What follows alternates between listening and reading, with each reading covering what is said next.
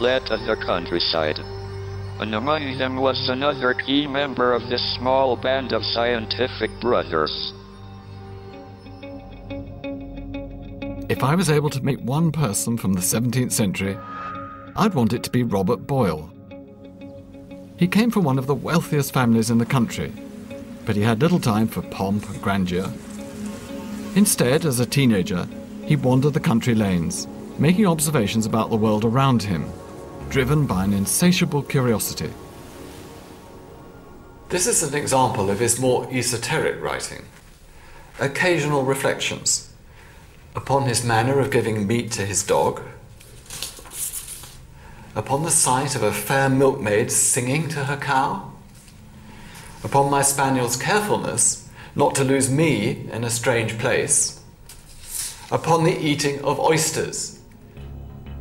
This interest in observing and recording everything he saw began to evolve into a rigorous scientific exploration of the natural world. Rather than discovering something through argument, Boyle was more interested in observing nature and drawing his conclusions from what actually happened. He devised experiments, not always sure what he was looking for, sometimes not even what he was looking at. And one subject particularly intrigued him: air. He wanted to find out what air actually was. What is this strange substance that's impossible to feel, invisible, odorless, and yet surrounds us every day of our lives? He enlisted the help of the skilled instrument maker, Robert Hooke, and together they built an extraordinary new device. The air pump. And this is how it works.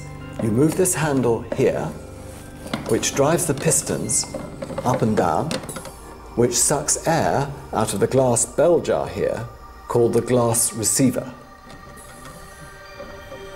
Boyle's idea was to study air by seeing what happened when he took it away. This was the first vacuum in Britain. I've updated it slightly so that I can see the extraordinary effects that Boyle would have observed for the first time.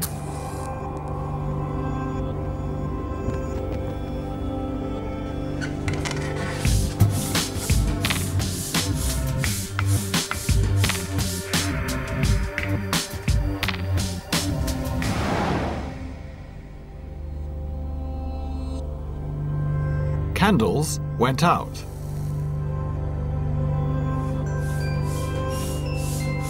Water that was only warm started to boil.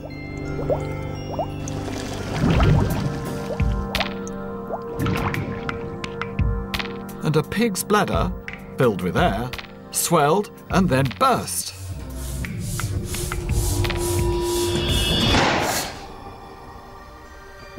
Boyle was fascinated by these dramatic results. What he discovered is that air is not just lifeless and inert, it has properties of its own. As you pull up, it pulls back, it has elasticity.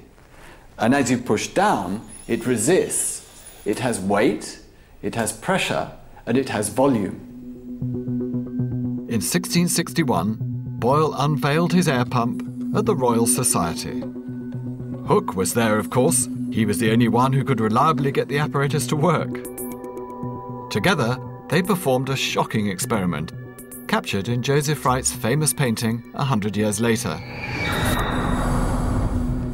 They placed a small bird inside the chamber. And slowly, they began to pump out the air. The bird, Boyle recounted, began to pant very vehemently, till growing so sick that he staggered and gasped as being ready to die. For the onlookers, the bird's death must have been an extraordinary revelation. They had discovered that air was essential to life.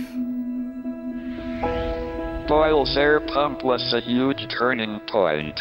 It demonstrated that there was an invisible world all around us, whose laws we could understand through experiment and reason. The question was, how far could this same way of thinking apply?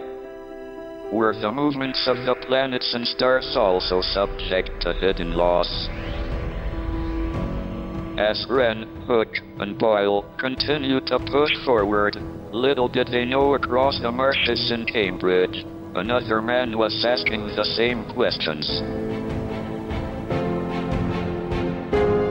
This man, working alone, had also seen the comet cross the sky. This man was Isaac Newton.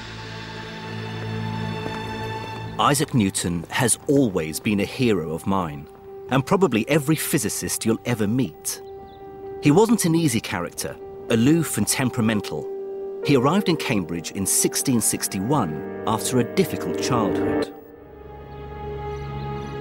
His father had died before he was born, and his mother had abandoned him at the age of 3. But the young Newton showed his genius at an early age. At Cambridge, Newton had to work for his keep, emptying bedpans, cleaning up after the wealthy students. And of course, this wouldn't have helped his already sour temperament. At night, he'd spend hours sitting on his bed just thinking about mathematical equations, to the extent that it literally made him ill from the lack of sleep. Newton spent much of his time absorbed by alchemy, boiling and mixing metals in a practice that was as close to sorcery as to science.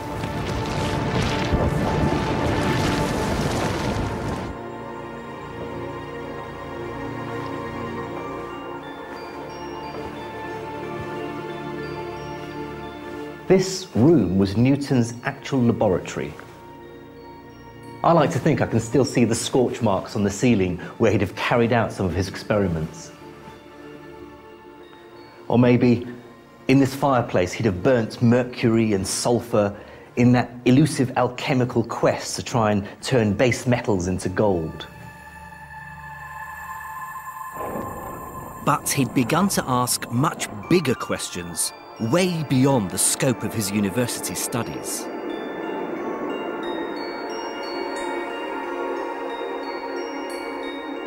Newton was mesmerized by light.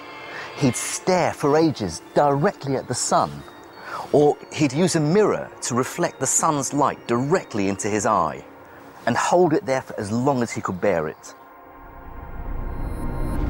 He wondered what light might be made of and wanted to know how vision worked, and he was prepared to try anything to find out.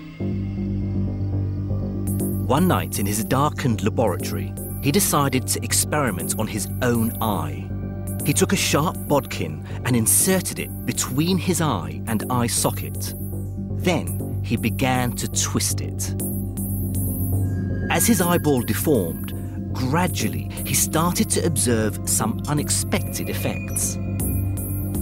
The coloured circles that formed in his field of vision set Newton's mind racing. So he devised one of the most brilliant scientific experiments of all time.